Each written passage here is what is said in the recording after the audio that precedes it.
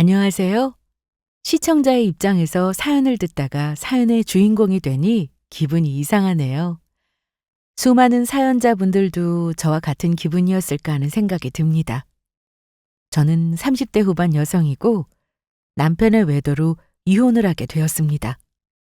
드라마나 영화 속에서 흔히 등장하던 그런 내용이 제 인생에는 없을 줄 알았는데 역시 사람 일은 모르네요. 20대 후반에 저는 남편을 만나 연애를 시작했는데 저는 일반 회사를 다녔고 남편은 공무원이었습니다. 남편은 유머러스하거나 살가운 성격은 아니었지만 누가 봐도 반듯해 보였습니다. FM대로 행동하는 사람 아시죠? 그래서 결혼을 결심한 이유도 한눈 팔지 않고 가정에 충실할 것 같다는 생각 때문이었습니다. 결혼 전 저는 남편의 본가에 처음 가게 된 적이 있었는데 서울에서 4시간이 훨씬 넘는 거리에 있다 보니 아침 일찍 만나서 내려갔습니다. 남편은 시골에서 살다가 중학생이 되고 나서 서울에 있는 삼촌의 집에서 지내게 되었다고 했습니다. 교육 때문에 어쩔 수 없었다고 하면서요. 저는 내심 자식이 하나뿐이니 어머님이 너무 오냐오냐 키우신 건 아닐까 하는 걱정도 했었는데 직접 만나보니 전혀 아니었습니다. 남편은 어머님을 정말 무서워했어요. 오느라 고생했다. 저녁 먹고 시내 한번 구경하고 오든가. 그런데 이 많은 음식을 다 하신 거예요? 몇 가지나 된다고. 이 정도는 금방 하지 뭐. 그래도 대단하세요. 어여 먹기나 해. 어머님은 고생했다며 음식도 많이 해주셨고 편하게 대해주셨습니다. 그런데 밥 공기에 밥이 넘칠 정도로 담겨 있더라고요. 자기야, 빈 공기 좀 갖다 줘. 알았어. 아니 밥 먹다 말고 왜 이러나? 그게 아니고 유민이가 빈 그릇 좀 가져다 달라고 해서요. 그건 왜? 밥이 너무 많아서 덜어 먹으려고요. 내가 퍼준 밥을 더 온다고? 그냥 먹어라. 너무 많아서 남길 것 같아요. 그럼 버려야 하니까 아깝잖아요. 그거 얼마나 된다고 못 먹는다고 하는 거야? 그래서 힘을 어떻게 써? 결혼하고도 계속 회사 다닐 거 아니야. 그럼 체력이 중요한데 그냥 주는 대로 먹어라. 어머님은 목소리도 크시고 약간 하이톤이라서 저도 모르게 주눅이 들었습니다. 거기다 처음 인사를 간 날인데 밥으로 계속 뭐라고 할 수도 없는 상황이었고요. 저는 결국 꾸역꾸역 다 먹었습니다. 어머님 음식 솜씨가 좋아서 맛은 있었지만 양이 엄청나서 그걸 다 먹고 나니 결국 체하고 말았네요. 그날 저녁 남편이 약국에 가서 급하게 약을 사왔는데 그걸 또 시모가 보게 되었습니다. 아니 잠깐만. 너 그 봉지 안에 든 건 뭐야? 엄마 유민이가 체해서 약 좀 사왔어요. 체해? 아니 그거 먹고 체했어? 참나. 유민이 나오라고 해봐. 아니다 내가 가봐야겠다. 저는 방에 누워 있었는데 어머님이 손에 뭔가를 들고 오셨습니다. 그리고 저를 일으켜 세우시더니 등을 두드리고 손을 따준다고 하시더라고요. 네? 아니요 저 약 먹으면 되는데. 체할 때는 약이고 뭐고 소용없어. 손 따는 게 효과 있고. 아니, 저 괜찮은데 약 먹을래요. 글쎄 내 말 들으라니까. 순식간이었습니다. 어머님은 제가 말하고 있는 도중에 바로 바늘로 제 엄지손가락을 콕 찔렀고 그때 검은 피가 나왔습니다. 아이고 단단히 체했나 보네. 이거 봐라. 그러길래 천천히 좀 먹지. 뭐가 그리 급하다고. 조금 있으면 속 편해질 거다. 어머님은 아무 일도 없었다는 듯 다시 나가셨는데 저는 여전히 속은 아팠지만 그래도 막힌 것 같던 증상은 금방 사라졌습니다. 어머님은 표현 방식이 좀 거치신 스타일이라는 생각이 들었어요. 저와는 좀 반대 스타일이라 무섭게 느껴지기도 했지만 사람마다 성격이나 말투는 다 다른 법이니 좋게 생각하고 넘어갔습니다. 어머님은 저희가 결혼을 하고도 여전하셨습니다. 먼 거리에 계셨으나 결혼 후 신혼집에 자주 오셨어요. 처음에는 아들 사는 집이니 올 수 있다고 생각했습니다. 그리고 멀리 사시니까 오셨다가 며칠씩 주무시고 가시는 것도 당연하다고 생각했어요. 당일로 다녀가시기엔 무리가 있었으니까요. 하지만 선을 넘을 때가 종종 있었습니다. 오셔서는 한참이 지나도록 계시다가 언제 간다는 말씀도 안 하시고 지내셨거든요. 그런데 며칠씩 어머님과 같이 지내보니 좀 까칠한 성격도 보였습니다. 그냥 좀 넘어가도 될 일을 꼭 짚고 넘어가려고 하셨죠. 예를 들면 어머님이 외출하신다고 방에서 한껏 멋을 부리고 나오셨는데 저는 아무 생각 없이 쳐다봤는데 제 표정이 안 좋다면서 어디가 이상한지 자꾸만 물으시더라고요. 너 표정이 왜 그러냐? 네? 아니, 이상하면 이상하다고 하든가. 아니에요. 괜찮으신데요. 참나, 나가는 사람 기분 안 좋게. 이외에도 같이 TV를 보고 있는데 저도 모르게 그냥 내쉰 한숨을 가지고 자기가 집에 있는 게 불만이냐며 왜 한숨을 쉬었냐고 이유를 말해보라고 하기도 하셨죠. 그래서 한 번은 남편에게 물어봤습니다. 여보, 어머님 좀 예민하신 편이야? 글쎄, 난 모르겠는데 왜? 자기도 봤잖아. 어머님이 별거 아닌 일에도 까칠하게 반응하시는 거. 몰라. 어머니가 항상 그러셔서. 남편은 제 말에 별 관심이 없었습니다. 그러던 어느 날 어머님이 저희 집에 다녀가신 뒤로 연락이 없으셔서 이제는 안 오시려나 보다 했는데 또 오신다고 전화가 왔습니다. 남편은 출장을 가는 날이었고 저도 일이 있어 친정에 가서 집에 아무도 없는 날이었는데 그날 오신다고 하시더라고요. 그래서 다음에 오시라고 말씀드렸습니다. 그랬더니 저한테 성격이 이상하다고 하시는 거예요. 어머님이 오시는 날에 집에 아무도 없으니까 다음에 오세요. 그럼 비번을 알려주면 될 거 아니냐?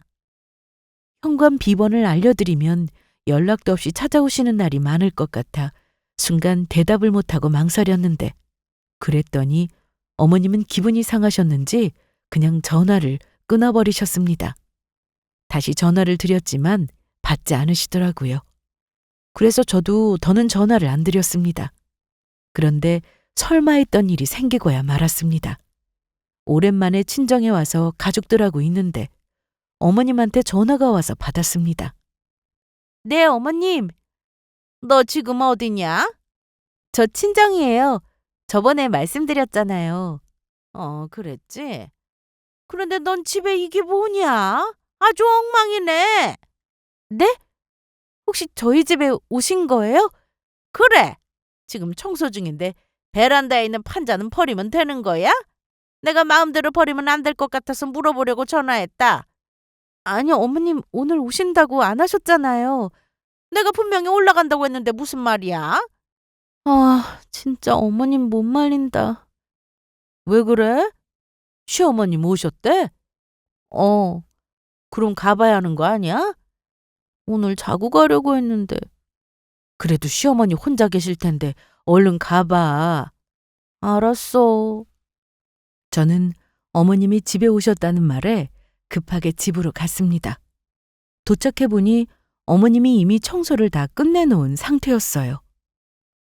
너는 아무리 일한다고 해도 집은 청소를 해야 하는 거 아니야? 이게 뭐야? 도둑 든 줄 알았잖아. 좀 치우고 살아라. 아니, 어머님, 집에 아무도 없다고 미리 말씀도 드렸는데 뭐 하시는 거예요? 오셨으면 전화라도 하시지. 현관 비번은 어떻게 하셨어요? 우리 아들이 알려줬다. 아무리 그래도 전화 정도는 하고 오시는 게 맞는 거 아니에요? 너 좀 이상한 애다. 내가 아들 며느리 집에 오는데 왜 그래야 하냐?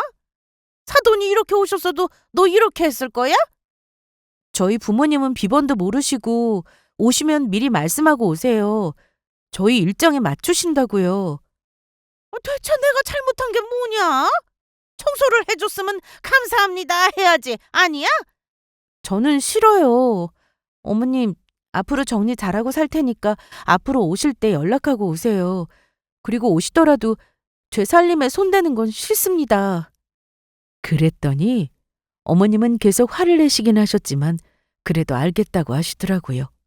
그날 이후로 저희 집에 종종 오셨으나 제 살림에 손대는 일은 없었습니다. 어머님은 앞에서 대놓고 말씀하시는 게 처음에는 제 입장에서는 상처였습니다. 하지만 앞에서 잘해주고 나중에 뒤통수 치는 것보다 훨씬 낫다 싶었습니다. 결혼한 친구들과 얘기를 나눠보면 시어머님이 같이 있을 때는 잘해주는데 남편이나 시댁 식구한테 흉보는 일도 허다하다고 하더라고요. 그래도 저희 어머님은 뒤끝은 없으셔서 저와 크게 싸우더라도 다음날 아무 일 없다는 듯이 똑같이 전화하시고 그러셨습니다. 그냥 당장 할 말은 해야 하는 성격이셨어요. 저와 이런 어머님의 성격이 달라서 상처도 많이 받았지만 제가 무슨 수로 이런 성격을 바꾸겠어요? 평생을 이렇게 살아오셨을 텐데요. 그래서 그냥 어머님은 이런 분이라고 인정하고 받아들이는 수밖에 없었습니다. 까칠한 성격이라 마음에 들지 않거나 기분이 조금만 상해도 대놓고 뭐라고 하는 스타일이셨고 대화를 하더라도 오고 가는 대화가 아니라 일방적으로 말씀하시는 경우가 많았는데요. 처음엔 저도 많이 힘들었고 어떻게든 맞춰보려 노력했는데 안 되더라고요. 남편한테 말해도 소용없고 원래 그런 분이니 제가 이해하라는 답만 되돌아올 뿐이었습니다. 자기가 좀 이해해. 우리 엄마가 원래 그런 사람이라 나도 어쩔 수 없어. 어릴 때부터 그랬어. 엄마가 하고 싶은 대로 해야 했고 엄마 기준에서 조금만 벗어나면 그날은 난리가 났었기 때문에 아빠나 나는 엄마 말이 최고라고 생각하며 자랐어. 아니, 아무리 그래도 그렇지. 할 말은 해야지. 넌 우리 엄마 겪어보고도 그런 말이 나오냐? 나는 몇십 년을 한 집에서 같이 살았다. 내가 할 말하고 살 수 있었겠냐? 남편 말을 들어보니 이해가 되기도 했습니다. 어머님 성격은 보통이 아니셨으니까요. 정말 이 정도로 까칠한 시모가 또 있을까 싶을 정도였습니다. 하지만 어머님이 무조건 고집만 피우시는 건 아니었어요. 잘못된 걸 아시면 화는 내셔도 인정하시는 분이셨죠. 무엇보다 지난 일을 가지고 저한테 계속 잔소리를 하시는 일은 없었습니다.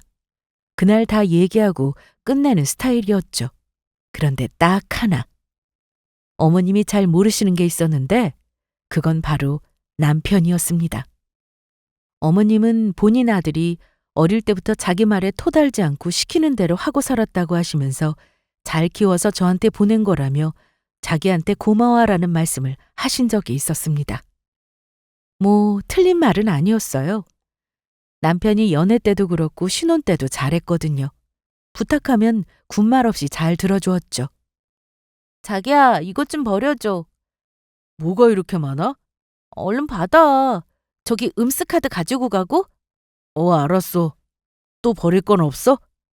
그게 다야.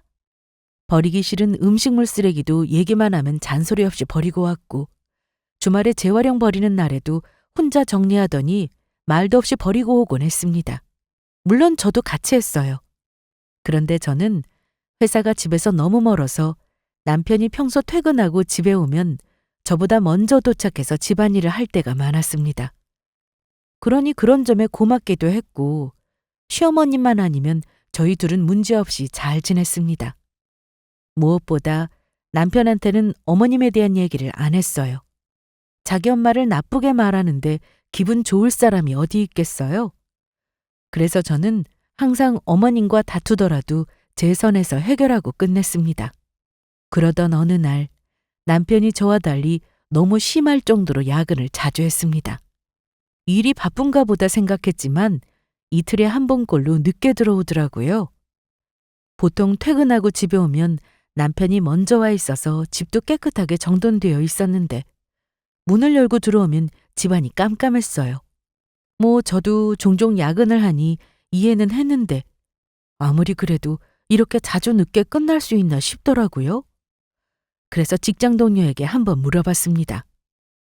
공무원은 원래 칼퇴근 아니야? 야근도 있나? 왜 없어? 공무원 야근 엄청 많이 해. 내 친구도 공무원인데 월급은 많지 않아도 칼퇴근은 할 수 있다고 해서 들어갔더니 3개월 연속 야근한 적도 있다고 하더라고. 정말? 무슨 일이 그렇게 많대? 뭐 부서마다 다르겠지. 암튼 공무원도 아무나 하는 건 아니겠다 싶어. 우리는 그 정도로 야근하지는 않잖아. 그러니까 남편한테 잘해줘. 힘들 텐데. 직장 동료 말을 들어보니 괜히 남편을 의심한 것 같아 좀 미안한 생각이 들었습니다. 그래서 저는 남편이 일하는 구청 근처로 가서 도시락을 챙겨주기도 했고 직원들하고 먹으라고 커피를 가져다 준 적도 몇 번 있었습니다. 그런데 야근은 그렇다 쳐도 남편의 행동에 변화가 생기니 저는 다시 의심을 할 수밖에 없었습니다. 집에서 핸드폰만 붙잡고 있더라고요. 자기야, 핸드폰으로 뭘 그렇게 보는 거야? 어? 게임하는 거야. 게임? 뭔데? 나도 좀 봐봐. 보긴 뭘 봐. 다 했어.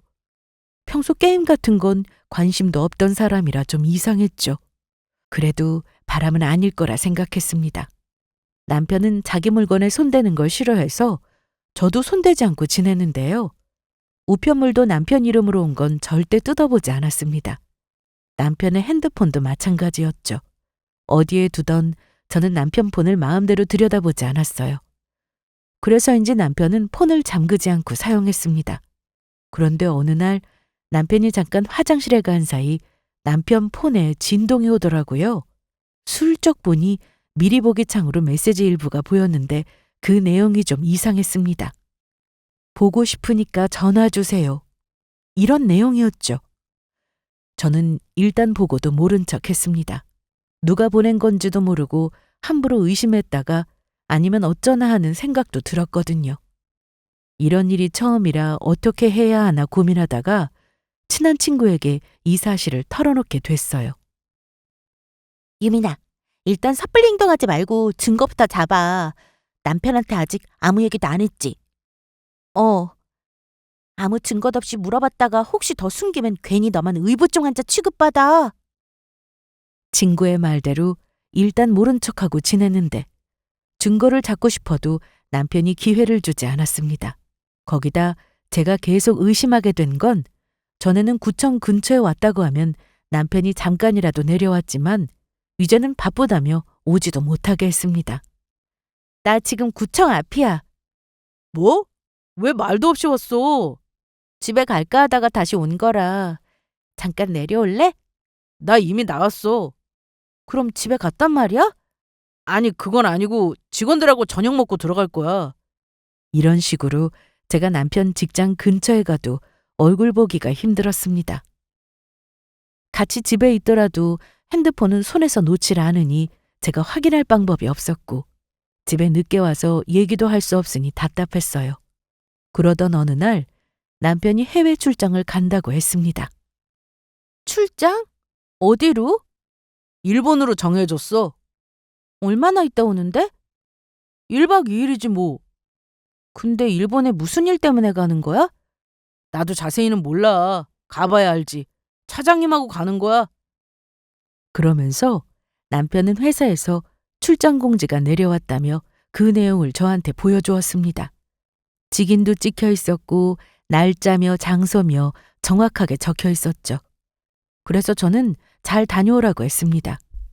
그런데 남편이 참 단순했던 게 결혼하고 나서 카드를 쓰면 내역서가 제 메일로 오게 되어 있었는데 그걸 잊었는지 출장 가서 그 카드를 썼더라고요.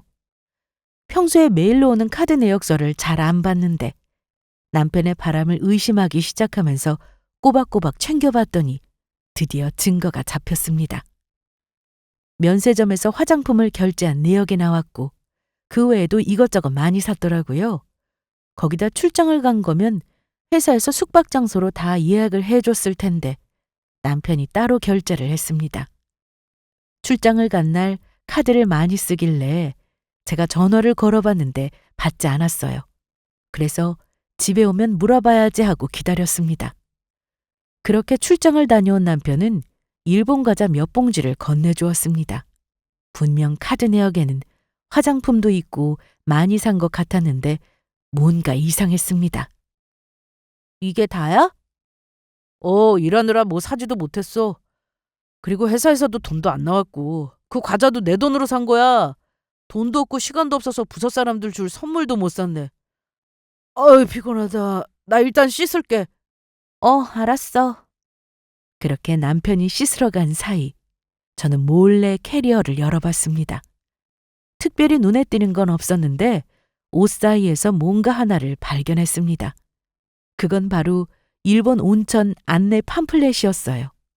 남편이 출장으로 간 곳은 온천과는 상관없는 지역이었는데 이런 팜플렛이 있다는 게 수상했죠. 저는 다시 그대로 넣어두고는 씻고 나온 남편에게 모른 척 물어봤어요. 그럼 출장 가서 일만 하고 온 거야? 어? 1박이라 어디 관광도 못했어. 일본이 온천으로 유명한데 온천도 못했어?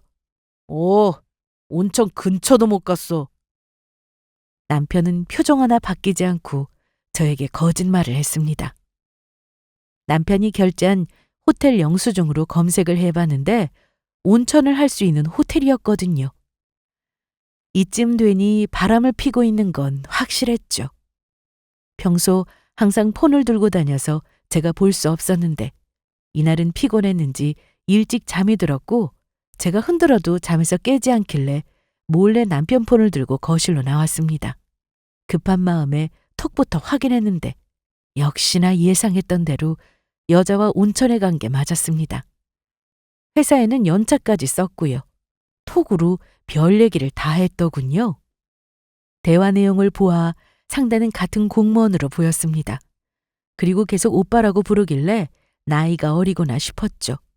남편이 깰까봐 급하게 제 폰으로 다 찍어두고 통화 녹음도 몇 개 들어봤는데 내용이 기가 막혔습니다. 둘이 처음 연락을 주고받은 시점을 보니 저와 결혼하고 얼마 되지 않아서였는데 배신감이 정말 컸네요. 폰을 다 보고 난 뒤 원래 있던 자리에 가져다 놓고 저는 이번에 차로 가봤습니다. 그리고 블랙박스에서 그 여자의 얼굴을 보게 되었습니다. 둘이 여행을 다녀오고 공항 주차장에서 헤어진 것 같았는데 차 앞에서 둘이 포옹하는 모습이 바로 찍혔더라고요. 그동안 블랙박스 영상을 쥐어가며 애썼을 텐데 이렇게 중요한 장면은 깜빡하고 남겨둬서 저에게 중요한 증거가 될 수 있었습니다. 저 몰래 다른 여자랑 여행까지 다녀온 이 남자와 앞으로 계속 같이 살 자신이 없던 저는 결국 이혼을 결심했습니다. 그래서 하루 날 잡아 남편을 앉혀두고 얘기를 했습니다. 앉아봐. 왜? 할 말 있어? 그러니까 이리 와서 앉아보라고. 그냥 말해. 남편은 제 말이 귀찮다는 듯이 대답하고는 계속 소파에 누워 있었습니다. 하는 수 없이 그 상태로 저는 이혼하자는 말을 꺼냈습니다. 그랬더니 남편은 벌떡 일어나더라고요. 뭐? 뭘 해? 이혼. 갑자기 그게 무슨 말이야? 왜 이혼을 하자는 건데?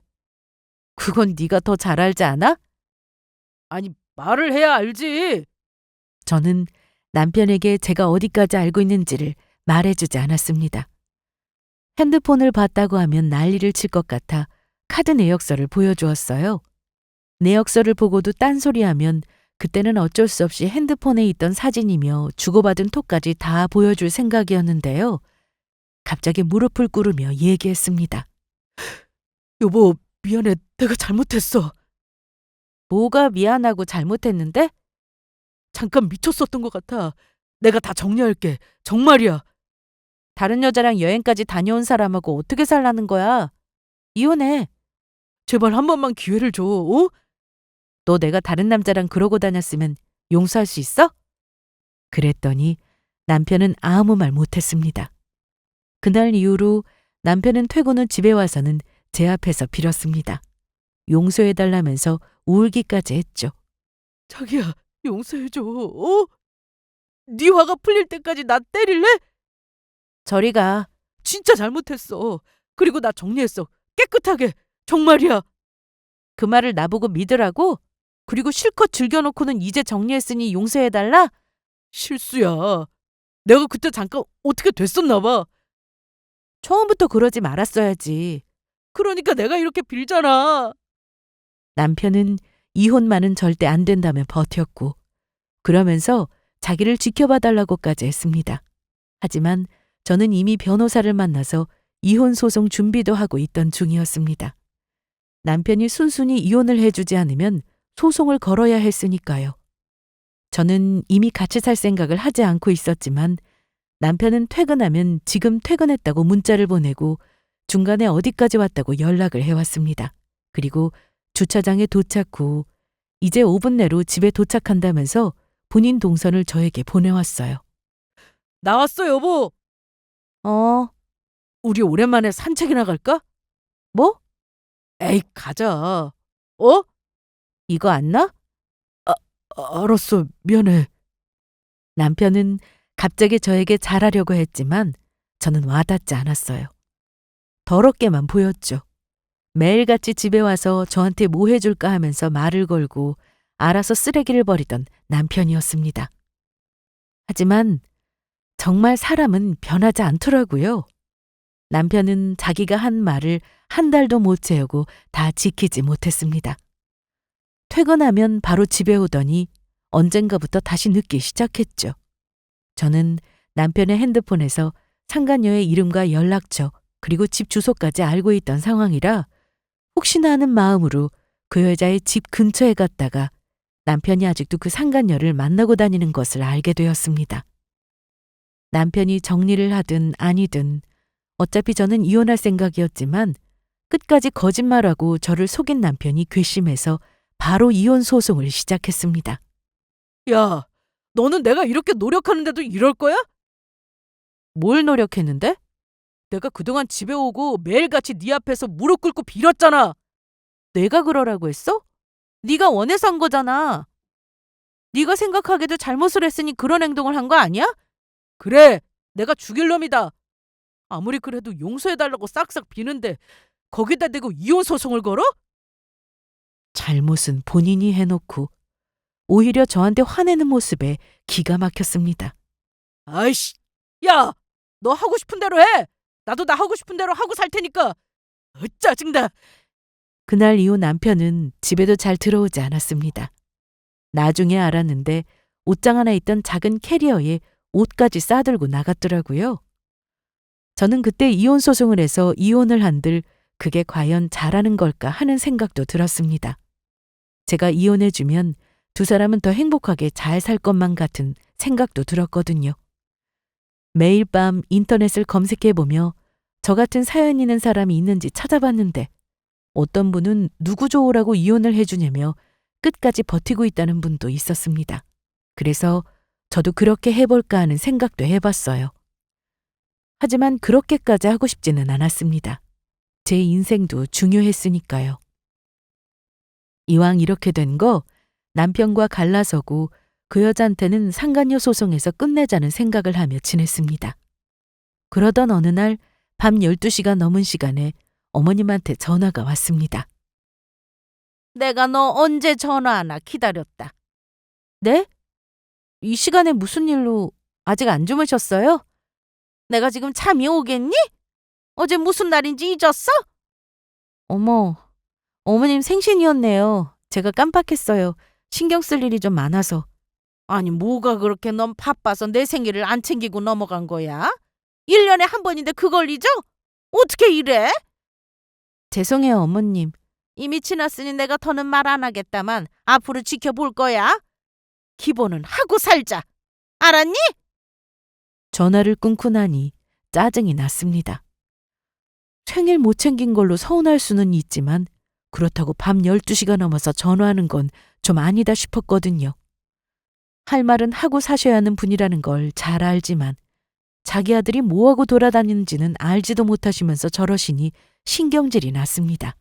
남편은 제가 소송을 걸었더니 집에 안 들어왔고 될 대로 되라는 식이었습니다. 거기다 시모는 지난번 생일을 잊은 걸로 기분이 풀리지 않았는지 저한테 무리한 부탁도 하셨습니다. 갑자기 동창회를 저희 집에서 하겠다고 하시더군요. 기가 막혀서 안 된다고 딱 잘라 거절했습니다. 넌 왜 내 말에 항상 토를 다는 거야? 안 되는 이유가 뭐냐?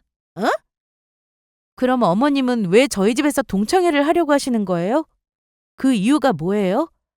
그냥 괜찮은 식당 하나 예약해 드릴 테니까 거기서 동창 모임 하세요. 싫다. 집에서 편하게 만나고 싶다. 혹시 저번에 제가 어머님 생신 깜빡한 걸로 서운하셔서 지금 이러시는 거예요? 내가 그럴 사람이냐? 사람을 뭘로 보고. 집은 곤란해요, 어머님. 하지만 어머님의 성격이 보통이 아니셔서 제가 이길 수가 없었습니다. 제가 아무리 거절을 해도 막무가내로 찾아오실 분이셨으니까요. 그래서 남편하고 이혼 소송 중이라고 말해야겠다 싶어서 얘기를 꺼내려는데 순간 좋은 생각이 떠올랐어요. 이혼을 해도 상간녀 소송을 해도 뭔가 남편한테 좋은 일만 시켜주는 것 같아 내내 마음이 좋지 않았는데 이렇게 하면 남편과 상간녀가 망신을 크게 당하겠다 싶었어요. 어머님, 알겠어요. 오세요. 처음부터 기분 좋게 알겠다고 하면 될 일을 넌 꼭 이러더라. 그런데 어머님, 이사했으니까 여기로 오세요. 갑자기 이사라니? 나한테 말도 안 하고 이사를 했다고? 종진이도 아무 말 없었는데?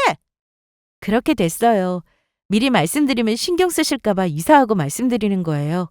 아니, 그래도 그렇지 말도 안 하고 그러냐? 죄송해요. 암튼 방금 말씀드린 주소로 오세요. 그래, 알았다. 저는 상간녀의 주소를 어머님께 말씀드렸습니다. 어머님 성격에 자기 아들이 뭐하고 다니는지 직접 보시면 남편은 물론 그 상간녀까지 가만 안 둘 게 뻔했고 저한테도 아무 말씀 못 하실 것 같았어요. 그동안 제 앞에서 하고 싶은 말씀은 다 하고 사셨던 분이고 자기 아들 잘 키웠다고 자랑까지 하셨으니 동창 모임 날 저한테 과연 뭐라고 하실지 궁금해졌습니다. 사실 저도 이렇게까지는 하고 싶지 않았습니다. 하지만 남편 하는 짓이 너무 괘씸해서 이혼하고 끝내는 걸로는 성에 차지 않을 것 같더라고요. 물론 상간녀 소송도 할 거지만 누구 좋으라고 이렇게 끝내나요? 제 손으로 상간녀 뺨이라도 때려주고 싶었으나 분명 남편이 옆에서 가만히 있지 않을 거고 그 꼴은 또 제가 어떻게 보겠어요? 무엇보다 제 손을 더럽히고 싶지 않았네요. 남편과는 여전히 아무 연락 없이 지냈고 평소 어머님은 무슨 일이 있으면 자기 아들보다는 저에게 전화하시는 분이라 남편이 집에 들어와 사는지 뭐 하고 사는지 전혀 모르고 계셨습니다.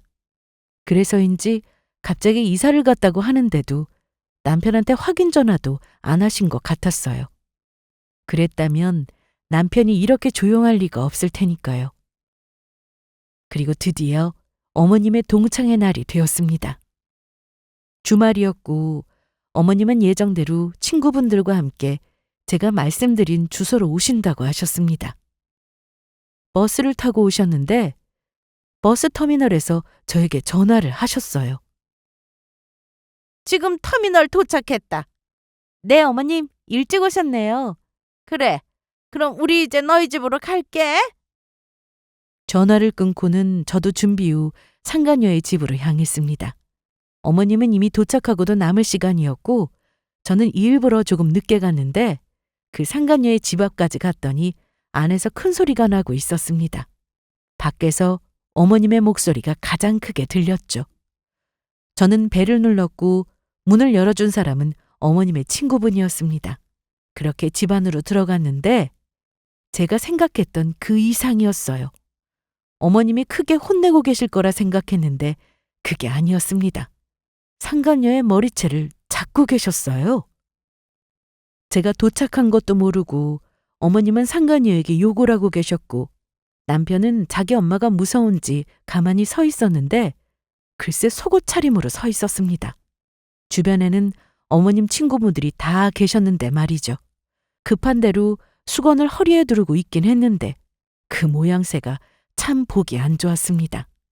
그때 남편은 한쪽에 서 있던 저를 발견하고는 너지? 네가 이렇게 만든 거지? 너 조용히 안 해? 뭘 잘했다고 입을 열어? 너 당장 나가! 엄마 제발요. 옷이라도 주세요. 지금 친구들 앞에서 나 개망신시키고 그런 말이 나와? 당장 나가! 어머님은 남편의 옷을 친구분에게 넘기고는 남편을 속옷 차림으로 내쫓았습니다. 그 와중에 상간녀는 머리가 다 뽑힐 것 같다며 놔달라고 하고 있었는데 이게 어디서 바람을 피워? 우리 청진이 유부남인 거 알았어 몰랐어? 일단 이거 놓고 말씀하세요. 절대 못 놓지. 너네 부모님 어디 사냐? 당장 가자. 몰라요. 몰라? 너 부모 없어. 이거 놓으면 얘기할게요. 말로 해서는 안 되겠네. 이거 놓으세요. 상간녀는 버티다가 도저히 안 되겠는지 결국 자기 집으로 간다고 했습니다. 그리고 시모가 저보고 따라오라고 손짓을 하셔서 저도 함께 쫓아갔습니다. 남편은 그 와중에 상간녀 걱정은 안 됐는지 팬티바람에 쪽팔려서 어디론가 사라진 것 같았고 저는 시모와 상간녀를 따라 그 여자의 부모님이 사시는 집에 도착했습니다. 아니 혜민아, 너 이 꼴이 이게 뭐야? 그리고 당신들 누구세요? 엄마, 누구시냐고요? 누구신데 제 딸 머리를 이보세요. 자식 교육을 대체 어떻게 시키신 겁니까? 당신 딸이 우리 아들하고 바람이 났어요. 네? 유부남인 거 알고도 만났는데 남의 가정 파탄냈으니 이거 어떻게 책임지실 거예요? 네? 말씀을 해보세요. 일단 안으로 들어와서 얘기를. 들어가긴 어딜 들어가요? 창피한 줄은 아시나 보죠? 혜민 너 이게 다 사실이야? 어? 뭔데 이렇게 시끄러워? 저 여자 아버지세요? 그런데요. 우리 아들하고 바람났습니다. 뭐라고요? 시모는 거침없었습니다. 원래도 이런 성격은 알고 있었지만 상간녀 부모 앞에서 큰 소리로 따지고 들었고 상간녀 엄마는 물론 아빠까지 나와서 시모에게 사과를 했습니다. 사과는 제가 아니라 우리 며느리한테 하셔야죠.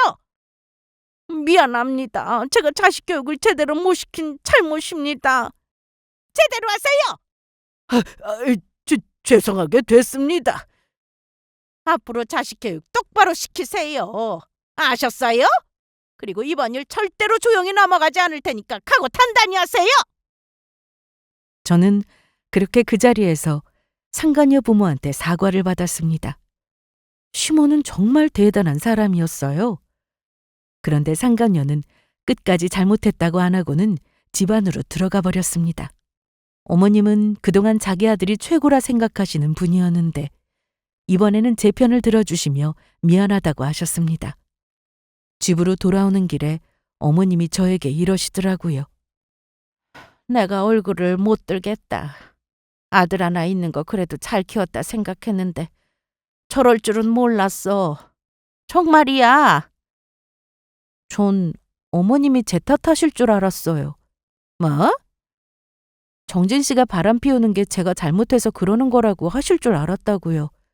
내가 아무리 고집불통에 까다로운 시엠이라도 나도 여자고 며느리인데 니만 모르겠어? 바람은 용서 못한다. 절대 못해. 그래도 이렇게까지 하실 줄은 몰랐어요. 나도 처음부터 성격이 이렇지는 않았어. 이 집에 시집와서 소심하고 할 말 못하고 그렇게 살았다. 그런데 그렇게 살았더니 나만 손해인 거야.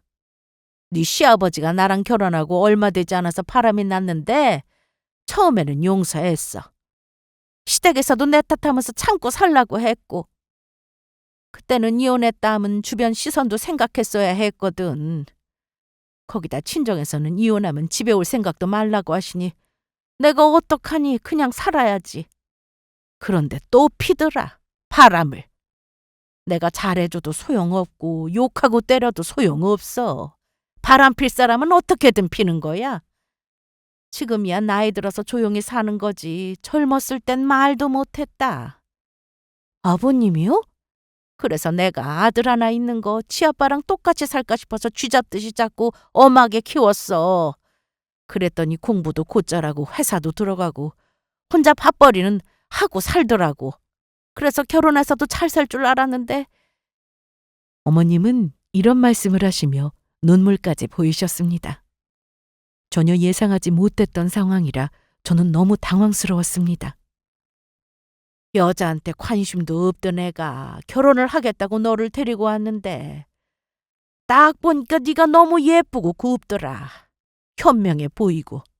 그래서 잘해주려고 하는데도 내가 성격이 이러니 어째. 싫은 소리는 안 하고 살 수도 없고. 암튼 그동안 내 성격 받아주느라 애썼다. 너는 나처럼 살면 안 되지. 내가 살아보니까 나만 손해였어. 내 젊은 시절 다 어디 갔나 싶다. 이제 어떻게 하고 살고 싶으냐? 저 이혼하고 싶어요. 정진 씨가 이혼은 안 된다고 해서 소송 걸었고요. 그래, 이혼은 해야지. 지금 네 나이면 새 출발 충분히 할 수 있는 나이인데. 저는 어머님이 이렇게까지 말씀해 주실 줄은 몰랐습니다. 제 탓을 하며 오죽하면 자기 아들이 다른 여자를 만났겠냐고 뭐라고 하실 줄 알았는데 전혀 아니었어요. 그날 저녁 어머님은 저희 집에 오셔서 하루 주무시고 가기로 하셨고 늦은 밤 남편이 집으로 들어왔습니다. 그래도 옷은 챙겨 입고 들어왔더라고요. 야, 야! 사람 말 안 들려? 네가 사람이냐? 참나, 이혼을 할 거면 조용히 할 것이지 그게 뭐야? 너 왜 일을 이렇게 만들어? 그럼 어떻게 했어야 되는데? 조용히 도장 찍으면 되는 거잖아.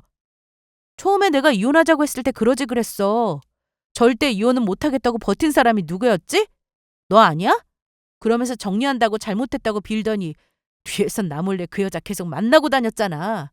그러니까 일을 이렇게 만든 건 내가 아니라 너야. 오죽하면 내가 그랬겠냐? 저는 헛소리를 하는 남편의 얼굴에 바닥에 있던 걸레를 집어던졌습니다. 그리고 손바닥으로 남편 머리통을 때려버렸습니다. 이게 진짜 날 때려? 이씨. 얼굴을 정통으로 맞은 남편은 바닥에 떨어진 걸레를 집어들더니 저에게 던지려고 했고 그 순간 방에서 어머님이 나오셨어요. 그거 안 내려놔? 엄마 집에 안 가셨어요? 너 어떻게 나를 이런 식으로 실망시킬 수 있어? 응? 네 아빠가 그렇게 바람 피운 거 보고 자라서 이런 거야? 닮을 걸 닮아야지! 이 엄마가 얼마나 마음고생하며 산지 네가 제일 잘 알면서 너도 이렇게 살면 어쩌자는 거야? 유민이한테 말 함부로 하지 말고 당장 나가. 여기 들어올 자격 없다. 가서 그 여자랑 살든 말든 네 알아서 살아. 엄마 제가 지금 어딜 가요? 여관에 가서 가든 길바닥에서 자든 나랑 상관없다. 넌 내 아들 아니야. 아니 엄마 아들인 내 말을 들어야지 왜 유민이 말만 듣고 이러시는 건데요? 그러자 어머님은 베란다에서 빗자루를 들고 나오셨고 그 모습을 본 남편은 급하게 신발을 신고 나갔습니다. 아휴, 저것도 아들이라고 믿고 있었으니 네 얼굴을 못 보겠다. 문 잠궈라. 네, 주무세요.